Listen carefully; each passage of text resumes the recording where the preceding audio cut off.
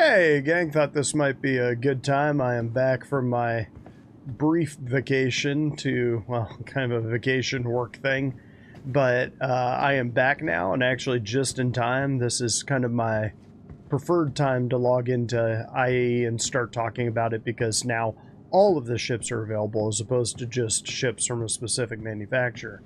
So I thought it would be a good time to kind of go through the new concepts that are out there that you can grab now, kind of talk about what I think their strengths and their weaknesses are, and then kind of punch in on how I organize my fleet and how I do the big melt and credit thing. And so if that sounds good, let's get this.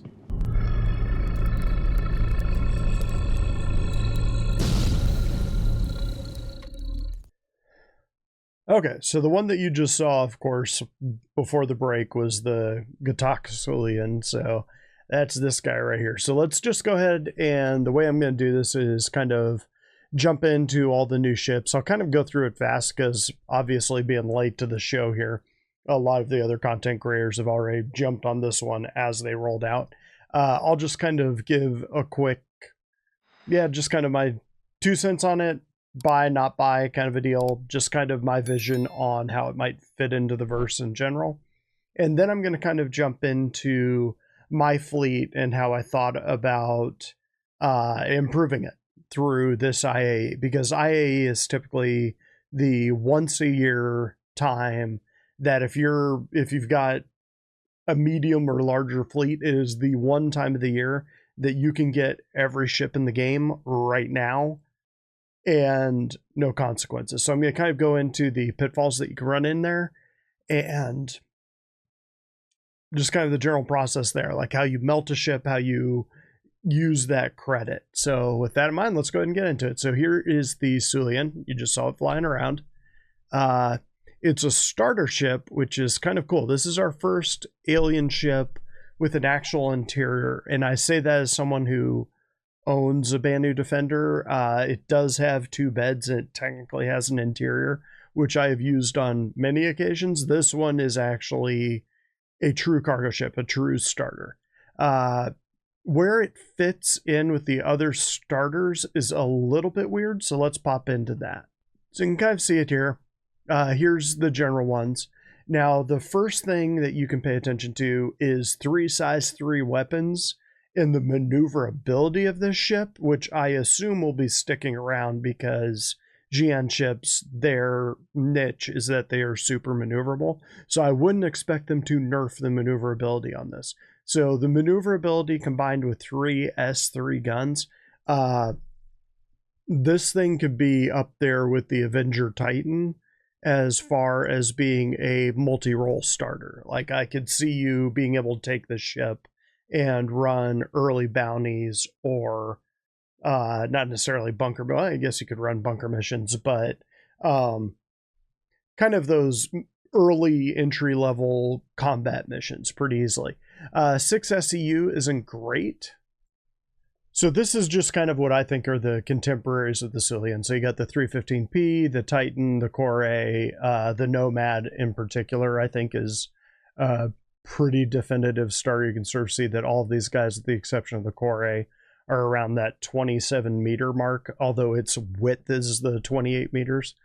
They've really got to go back and tweak their Reliance here. But anyway, you can sort of see that of all of these, the Nomad is absolutely kicking everyone's ass in the amount of cargo it can carry, and it can also carry a vehicle.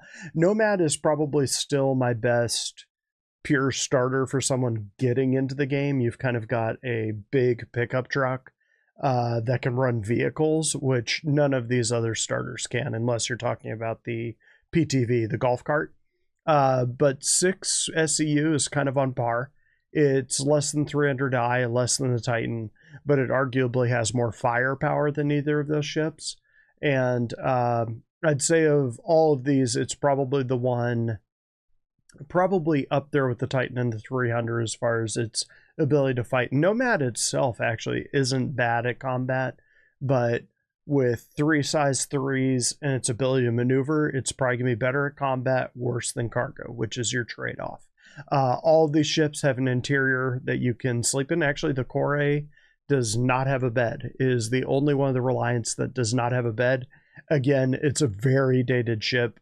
Probably when they have MISC, which I would assume will probably be next year, not 2024, 2025. So next year is going to be RSI getting those ships up. I would be shocked if they didn't do a pass on the constellations at some point, but that's getting a little bit off topic. I think MISC is going to be the year after that, because things like the Freelancer and the Reliant are way behind even ships like the Cutlass that are also pretty dated.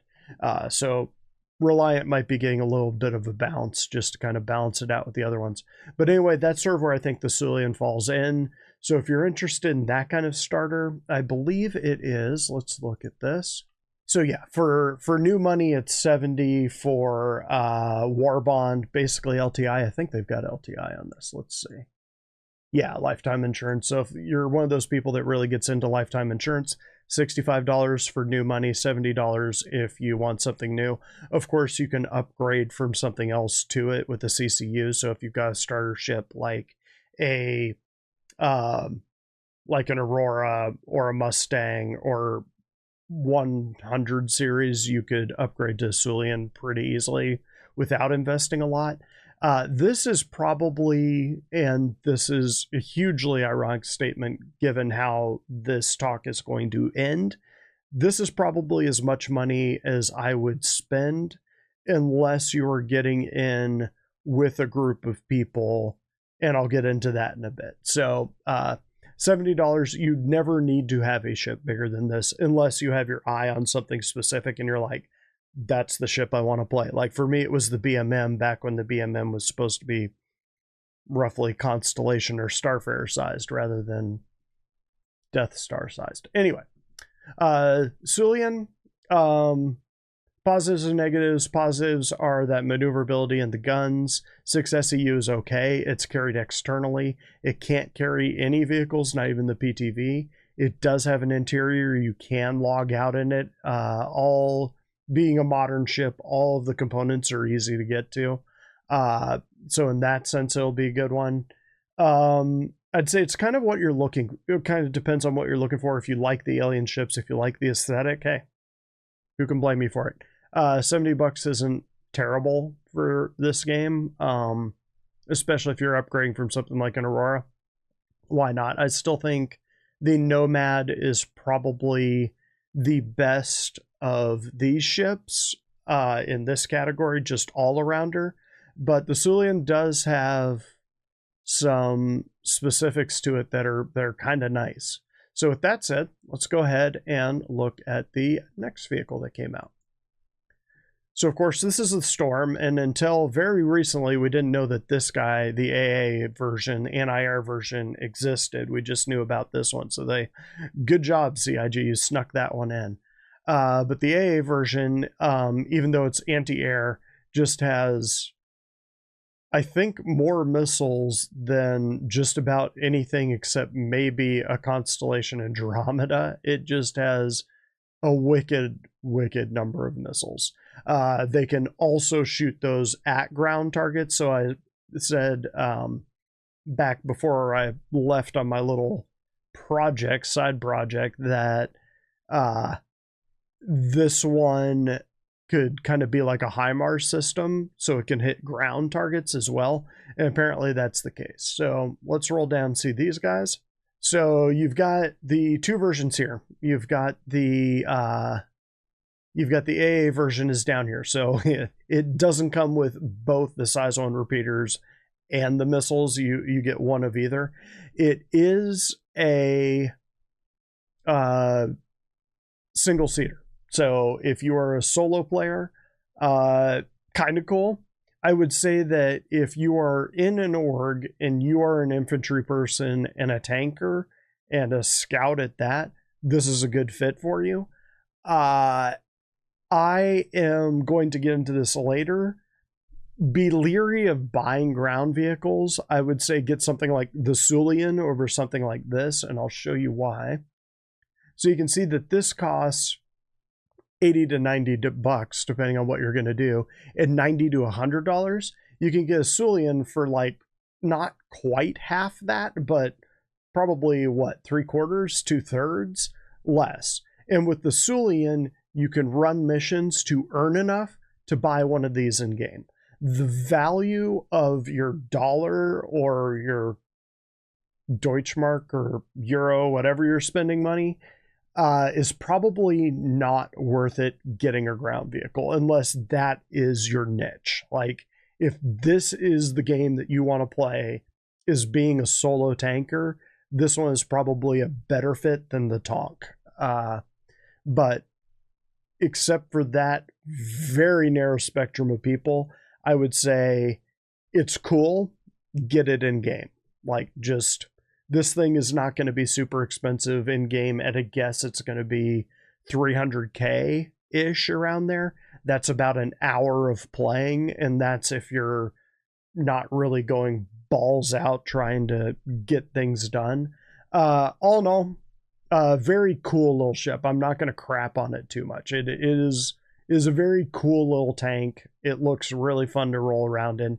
The AA version I could see being extremely situationally useful, more so than the autocannon version. Do I think it's $100 useful? No.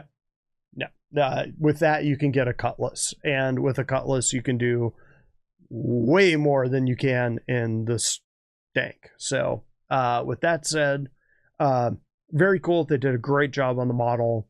It's very neat. Get it in a game. Don't spend real money. Number 3, the Arrastra. Now, this one is cool. So typically with the bigger ships, they tend to roll, this thing's supposed to be like Starfare size. So again, going back to MISC, hopefully getting their update pass in 2025. Hopefully this is another thing that they look at, because a lot of the MISC ships are overcrewed. Like the Freelancer has 4 stations on it, and it should be a 2-person ship max. The Genesis, or not Genesis, the Starfare, I think has a crew, if you fully crew up all the turrets, is something like 10, and it probably should be like 5. With that in mind, this ship is a 5-person ship. So you've heard me talk, if you've been following this channel for any amount of time, that I think people who are going to be playing this game in groups, even if they're in gigantic orgs, they're going to start kind of gravitating towards groups of about 3 to 5 people. If they're not solo. If they're not solo, groups of about 3 to 5 people with probably a few NPCs to fill it out on the bigger ships, if they require those bigger crews, something like a Banu Merchantman, Idris, certainly something like a Javelin, anything like that. But I think like 5 people is reasonable. This thing has a crew of 5, which is great. Not really a whole lot else to say about this. If you're spending this much money, and we'll get down here, so let's go through the technical specs first. So 512 SEU, when I was listening to their talk on the Arrastra, I heard the 64 SEU, and it sounded like that was the total. And I was saying, that is really low for a ship that's the size of a Starfare. And it's not. It's 512 in external, which I don't know how that's carried, probably in the saddlebags, and 64 internal. So the 64 internals probably going to be extra components, different modules for the mining lasers, that sort of thing. 3 size 3 turrets, 4 size 3, or 3 size 3 remote, 4 size 3 regular turrets. They're size 3, and I believe they fixed it so now size 3s can carry size 3 guns. They just don't have as big an energy pool, or as big a pool, or they fire slower. There's going to be some sort of balancing there. So it's not going to be that a size 3 turret has 2 size 2s on it. I believe they have size 3s. But again, crew of 5. That's pretty cool. Holds 2 small vehicles so you can go rock mining. Onboard refinery, which we kind of knew about. 1 tractor beam, which I'm assuming is going to be size 2 or 3 to kind of move the bigger rocks around. 3 remote, I think they're size 3 miners. mining lasers. So they'll be the lasers that'll be on the Orion as opposed to what's on the Mole, which means that it'll be able to break big rocks in space, presumably. Probably be right on the edge of what the Orion can crack with its full abilities. So let's roll on down. So again, yeah, you're looking at 525 if you're buying it with new money, and 575 if you're using credit, store credit. Now 525 if you've got 5 friends and this is the gameplay you want to do, you want to be miners, I think the Arrastra is actually a better fit than the Orion. The Orion is just going to be a gigantic in-game ship, a lot like the Idris or the Javelin. I think the upkeep for running it, of course, when you're talking about mining ships, they're basically just excuses to print money. You aren't putting anything in, it's just all money coming in.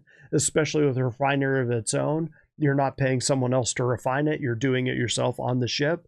I would say the Arrastra is probably better bang for your buck, and if you've got 5 friends, each of you throw in $100, which is again roughly a cutlass, you could get this thing. Would I recommend going and throwing down $525? No. But again, if with all of these things, to be a little bit patronizing here, if you have the money and this is your hobby, like it is for me, this is my hobby money. So this is, as opposed to buying things for 40K or whatever, like more art gear that I don't particularly need because I've got enough sketchbooks and pastels. I throw my money into Star Citizen. Like, this is my hobby. I don't mind spending money, and it kind of helps the project go along. If you don't have that disposable income,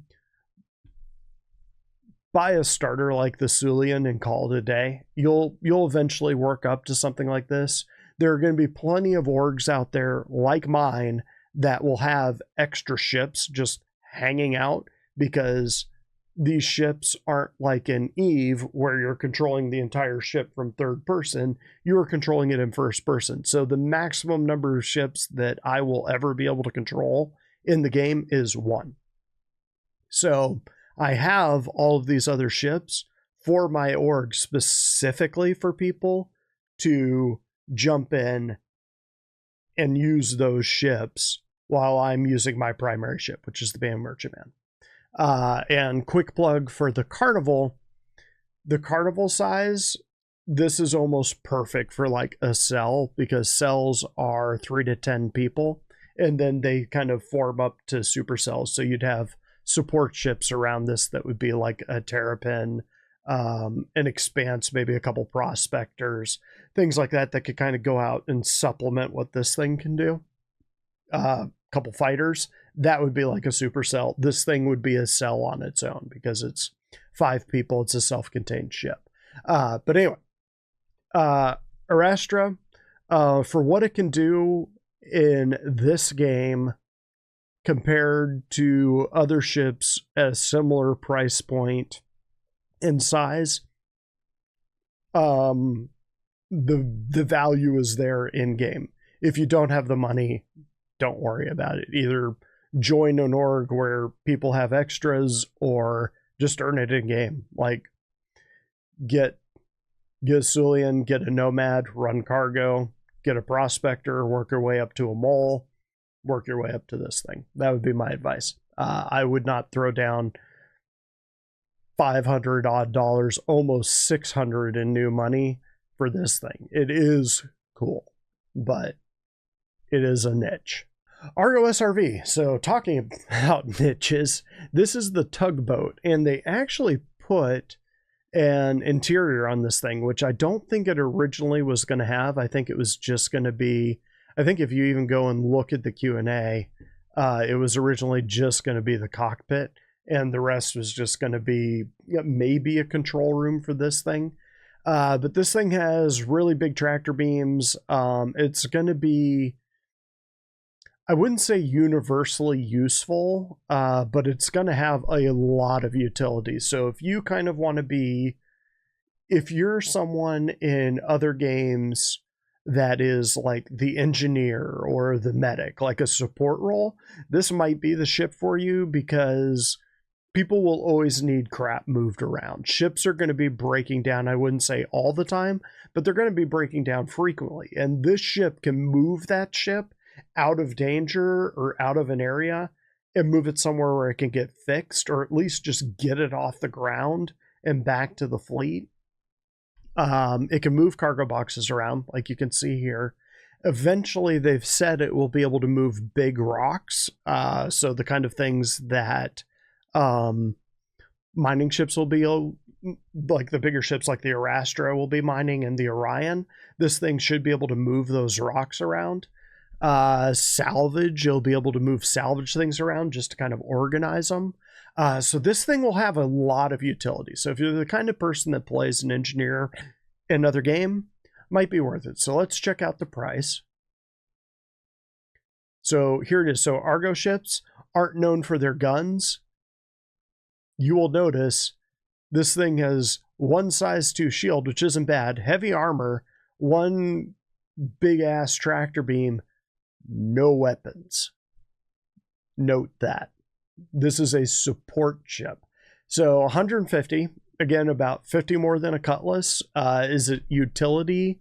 $50 more than a Cutlass? Kind of depends on the situation. So it's situational. If you are out there solo at an SRV, depending on where you are and what you're doing, you might get very lucky. But this is more a support ship for a group of people. Like if you guys are into salvage, this thing would be like the whole A, where if you're one friend's in a Vulture and one friend's in a whole A, you can carry, was it something like 5 times the amount of salvage and make a huge profit with a relatively 2 cheap ships. SRV is kind of the same thing, except a little bit bigger scale. 150 existing money, or yeah, 150 credit, or 150 new money, sorry, and 165 if you want to use store credit. And then, of course, they've got a couple skins. A couple of them are kind of nice. I am kind of a skin whore. That overcast paint, I like that. Yeah. So, support role in a medium to big org, good ship. Worth 185 or 165 bucks. Kind of up to you. Very much so. So let's go ahead and switch gears. That's kind of my thoughts on all of these, especially without guns. Sorry, going back to this, especially without guns. Have friends. Either way, because if you're out there thinking that this thing's just going to be able to go anywhere it wants to, it's not going to be much of a target since it doesn't carry cargo. It's kind of like the Terrapin is now. I used to run Jump Town in a Terrapin because people would see the Terrapin coming in. They're like, well, it's definitely not here to blow us up. And they typically ignore it. I could see the SRV being similar, but it can't defend itself. It's not going to be fast enough to get away. It's Argo. What do you want? So let's move on. So until recently, this was my fleet. And I think I've got everything in there. There's a couple things, like the A2 down here is actually a Nautilus, but I'm not going to apply the CCU that I have for it until the Nautilus is in game. So probably 2 or 3 years from now, whenever they get around to making it. But this is largely my fleet. And it seems like just a couple years ago, I melted a bunch of stuff and kind of got things that I wanted to get, like just cleaned up my hangar. And then over the course of the pandemic, I was kind of like, oh man, I really miss that ship. Like, what was it? The 135C. And I was like, man, I really miss that ship. That one was kind of a great one to just tool around and run bunker missions because it can hide behind a hill right next to the bunker. Picked up ground vehicles.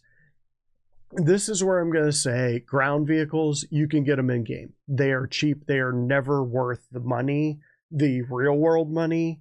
that you're going to pay for them. You can get them in game for less than an hour of playing any of the starter game loops. So do that if you want to get one. Kind of make it a goal. I'm going to make 300,000 so I can afford X, like a storm or a rock or whatever, and you'll have it pretty quick. But you can kind of see this thing is kind of a mess.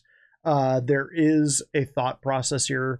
As I say a lot in my videos, this right here is my ship. Everything else you see here, with maybe one or two exceptions, I have earmarked for other people to use that I want to support my org. And this is effectively part of the org. And at some point I will have a bigger show with the whole org's ship and kind of our thought process behind it works, how it works. This is just mine. So, I mean, a lot of these ships are here to defend the Banu Merchantman, which is kind of the core of the Carnival. And then you've got a bunch of ships that are basically just industrial. The Carnival is kind of, I wouldn't say peaceful, but we're not an aggressive org. We're not out there to start fights. Given a choice, we'll probably withdraw if somebody's like, hey, we're going to blow you up. It's kind of like, all right, well, I guess you don't want our business.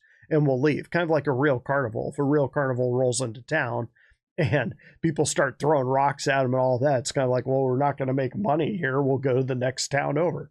Carnival's the same way. So this right here was the fleet I had. Now, what I did, I got back late last night. So early this morning, I woke up and I clicked through my hangar, and let me show you how you can look at your hangar. If you look up here in the upper right hand corner and you click this,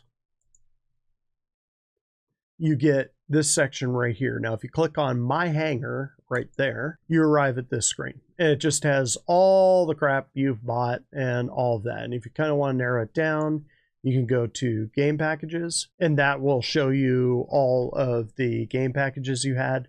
About 5 or 6 years ago, I decided that for whatever reason, these entrepreneur packs and the exploration packs offered more than individual ships. If I could go back and do it again, I probably wouldn't get those, just because you have a lot more freedom to melt and get new ships or upgrade to different ships when you don't have these big packs. They do offer some benefits though, not necessarily in the ships, but in the extra stuff. So you usually get more starting money, which isn't a huge deal, but it's not bad. They do come with both Star Citizen and Squadron 42. They are game packages, which could matter. And one of the reasons that game packages matter is that if you, two reasons. So one, let's say that this was the only ship I had, that this Aurora starter pack was the only ship I had. And I clicked down here on exchange and checked off these two boxes and exchanged it for $65 of store credit. You gotta click both of those boxes, type in your password, and then click submit, and that ship is gone. There's no way to get it back, but you do have $65. You basically recoup what you put into it. Let's say I did that, and then I went and I bought, for sake of argument, an F7C. Let's just say that I'd always wanted an F7C. If I were to melt the thing for $65, this would be like, what, $55 or $45? And I could get the ship of my dreams. The catch is this one does not come with a game pack. So if I were to melt my game pack and get this one, you would try to log into the game and you wouldn't be able to get past the startup menu. It would just sort of be like, you don't have a game package, you can't play this game because you don't have a game package. So be careful about that. Don't melt game packages unless you have multiple game packages, or unless you're upgrading or you're planning on buying with credit another game package. So just keep that in mind. Another thing is this. So this was way back in the day, and you can sort of see, or maybe you can't, right up here. I wrote this one out in 2017 based on things they had said in 2014 and 15. And their response to me was basically, if we haven't said anything new, just assume what we said back then is the truth. or is our plan. Originally, they had said back on this post, and again, you can see this is 2013, so 10 years, over 10 years ago. They had said that if you have multiple game packages, you would be able to take those game packages and use them as kind of special NPCs. So it says it down here, and I'll just read it. It's this one, creating crewmen. Many of Star Citizen ships, such as the Freelancer or Constellation, feature positions for multiple crewmen. Players will always be able to hire NPC crewmen in the game, contracting computer-controlled crews to help man turrets, run consoles, and fly escort. If you would like the option of customizing your crew, you can create your NPCs by using a game character slot. You will go through the same character creation process as your player character, but will then have the option of handing off control to an AI. As an additional bonus, friends can drop in, so basically Agent Smith, to take over these crewmen themselves and help man your spacecraft when available. So they've kind of stepped back the Agent Smithing a bit. It seems like that might not be in the cards.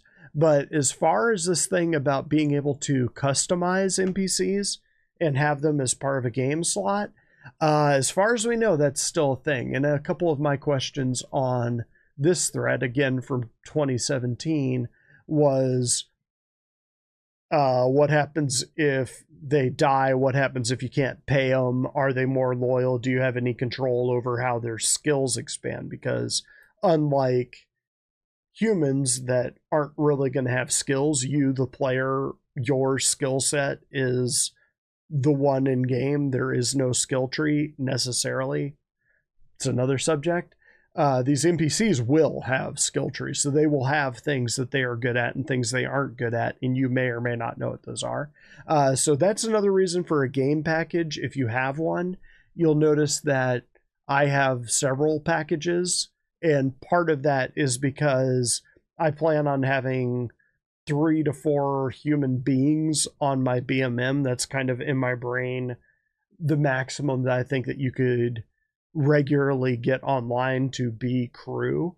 The NPCs would fill out the rest. Now, moving off of just the game packs, another thing to consider is melting a package that has something you want. So this Lightspeed LTI here, you can see this is June 2021, 2013. Now the reason I have never melted this package, one is because it's worth a lot less money because of when it was bought. It's basically just a holding spot for a prospector right now. It used to be a 350R originally, but the reason I'm hanging on this one is because it's got Legacy Alpha, and that gives you access, I believe, to the first 2 chapters of Squadron 42 for free. So it's basically going to save me like 50 or 60 bucks when they roll out part 2 to Squadron 42. And another example is this Sons of Centauri pack. So those of you who have heard me talk about the Ranger, which is an actual motorcycle, this is one that they rolled out in the concept, I believe, 2019. That had all 3 bikes in there. Now, again, these are ground vehicles, and I believe the package is worth $85. So it's not a bad package if I were going to melt it. But the reason I don't want to melt it is because one of the extras that it comes with is these jackets, which are unique, and you can't get them anywhere else. They have a racing vest, they have a cargo vest, and they've got like this I don't know, I guess you'd call it a spiked Village People vest. If you wanted to cosplay as a leather bear, I guess you could run around in that. But I don't want to lose those vests, and there might not be another way to get those things outside of having this package. So even though it's stupid, this is a game, dude. We're here to have fun. So yeah, if you have a thing like that you like, don't melt that package. Like there's nothing that says that you have to do it. Now, one thing I will show you is that up here you have different options. If you go into game packages or standalone ships, For example, if I were to do that, this add-ons doesn't show up. You'll notice that right here, there is nothing that says add-ons. The only way you can see those kind of individual sort of special case things is if you're on all. And I've actually sent a notice into CIG about this saying, hey, if I go into game packages or standalone ships, I can't see those things, and I could conceivably melt them. For what I'm about to show you, I actually did melt a couple of kind of those group packages that don't show up. There isn't something here that says add-on. The only way you can do it is click on all, and you can see I have 48 pages of these. So not ideal. But anyway, the way that you melt things is, again, let's say that I wanted to melt my Zeus. You click on exchange, $135. You get its value. On some of the older ships, and this is another little caveat, for example, I have I believe it was, for whatever reason, I stupidly melted my concept of the BMM, my concept package for it. So later I had to go back. I had an LTI Dragonfly, and I added a CCU BMM to it. But that CCU I only bought for like $200. So the value of that package is $200. I don't know if you know this or not, but the BMM is worth considerably more than $200. So if I were to melt that thing now, it's going to give me the value that it used to be, not the value that it is now. So if I were to melt that BMM that cost me $200 or $220, I think, if you combine the whole thing, I'm just going to get $220 credit. It's not like if I hold up on the thing, I'm getting interest. I'm not.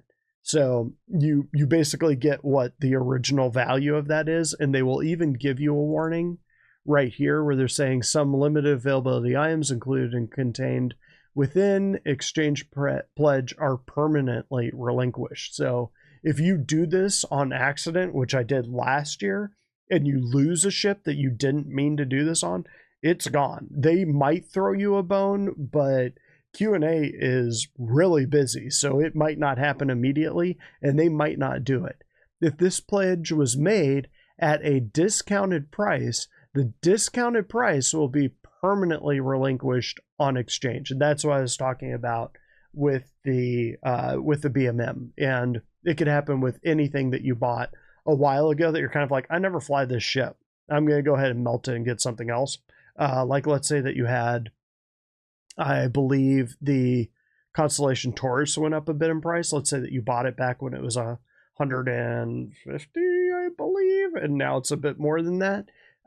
You'd get the $150, not its current value. So it's always important to do that. With that in mind, what I did was I had a plan. And one of my plans was I wanted to melt enough stuff that I could get a second Liberator and an Arrastra, because that fits. I just think the Liberator is going to be a massively, massively useful ship on so many levels. You're going to be able to, especially for the Carnival, you're going to be able to carry either a cell or a supercell just on its own. So the Liberator can act as the base of operations, carry these smaller ships to a point that's possibly far away, and they can launch off, kind of do their things, and just kind of keep bringing it back to the Liberator, get repaired at the Liberator, do whatever they want to at the Liberator, and then the Liberator can come back to the fleet once they've kind of finished their operation. So it kind of acts as a mobile, smaller base. So I think Liberators are going to be extremely useful in this game. The Arrastra, again, like I was saying, it's the perfect cell size for what the Carnival does. And in that sense, it's kind of the perfect ship for the Carnival. You send out one cell that's an Arrastra, and it's basically just printing money for the Carnival.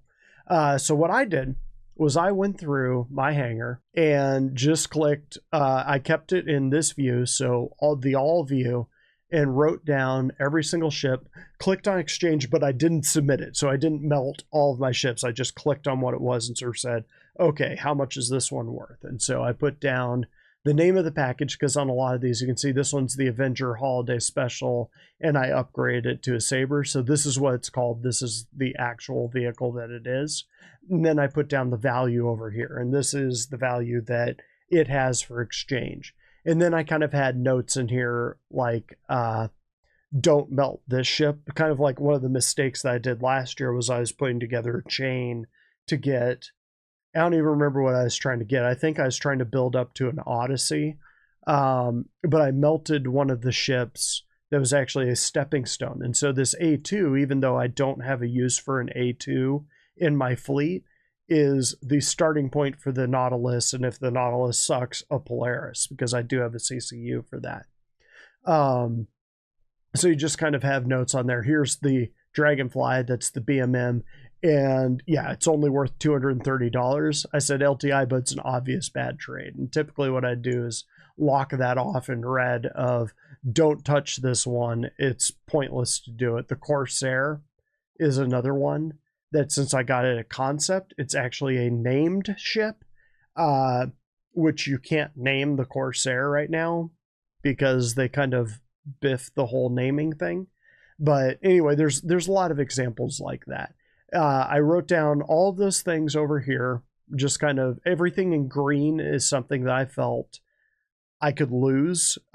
Things like the Saber, I felt I could probably buy a Saber in game pretty quickly if I needed to. Same thing with like the Furies. The Furies are fun to fly, but they're not going to be expensive in game, and they're not going to be rare. Neither is the Arrow, neither is the Cutter, neither is the Mule, neither is the Centurion. You start to get the idea. Most of these things that I melted were ground vehicles. And so I came over here and I said, the Liberator is 575, the Arrastra is 575. Again, because I'm melting, this is going to be a credit payment. So I've got to go with the more expensive version of both of these. And then I said, okay, if I melt all of these, then this is how much I'm going to get. So I basically took all of that. That's 1159. I only needed 1150.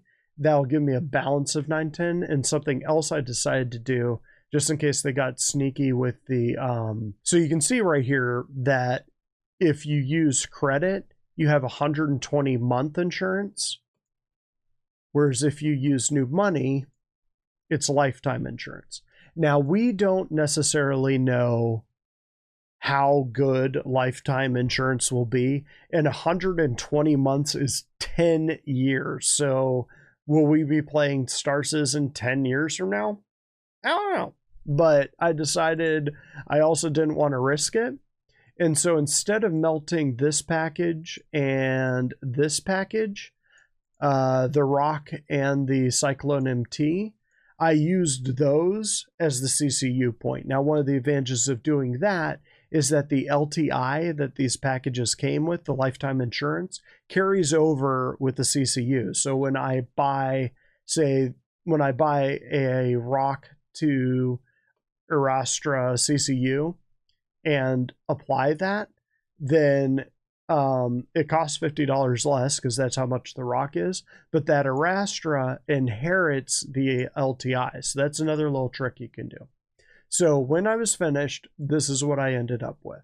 Now you look at this jumble of ships and it doesn't become obvious what I gave up. Most of it was those ground vehicles and the really light fighters. Of course, I kept the ships that I really liked, like the Talon and the Santoki. I might eventually melt the Santoki. I want to see what it looks like first, these drop ships over here. But mostly what I've got here is bigger ships that have a crew of 1 to 5 is kind of what I'm aiming for. Obviously, with a couple exceptions here, like the Hammerhead and the Merchantman. But by and large, that is kind of what I'm targeting here, is things that are roughly cellular size and ships that I like flying, and ships that kind of fit the personality of the Carnival. But that's just kind of the way that I go about it, gang. What I kind of do to kind of think things through. Are there other smaller ships here that I could get rid of? Oh yeah. Could I melt all of these little ships here, or all of these ground vehicles? Hell yeah, I absolutely could, and I could probably get something more useful. Could I melt all of the fighters and get more useful stuff, like, say, an Endeavor? Sure. Even things that are redundant, like the Zeus and the Spirit, there's a lot of places that I could kind of clean up, but I like these ships. And at the end of the day, that's what matters. Do what makes you happy, and if it's within your budget, do it. That's all I got, gang. Catch me next time.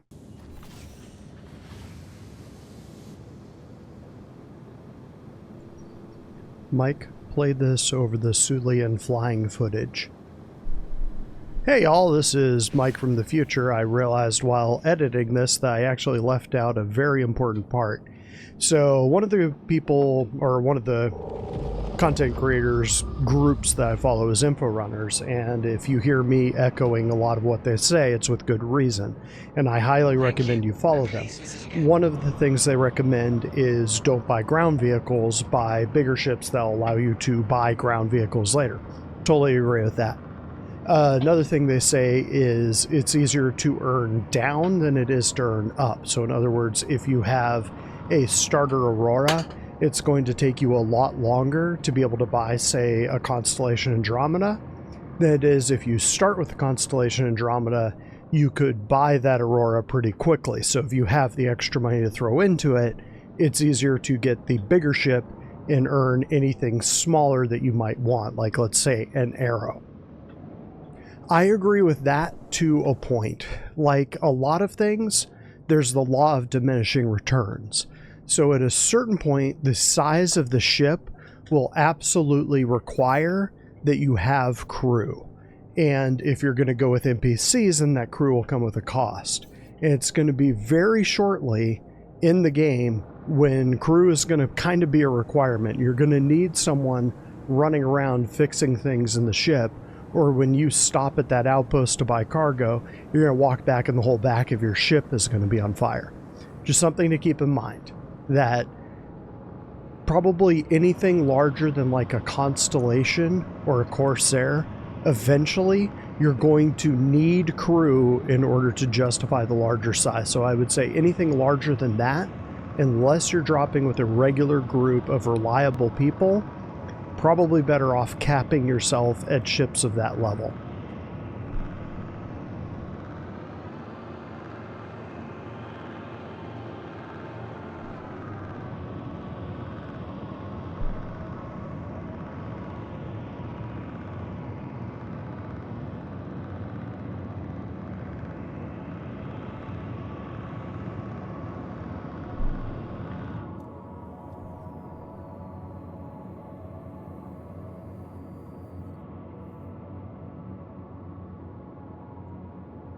And yes, of course I got a Syulen, because when it comes to alien ships, I'm a dirty, dirty pirate hooker.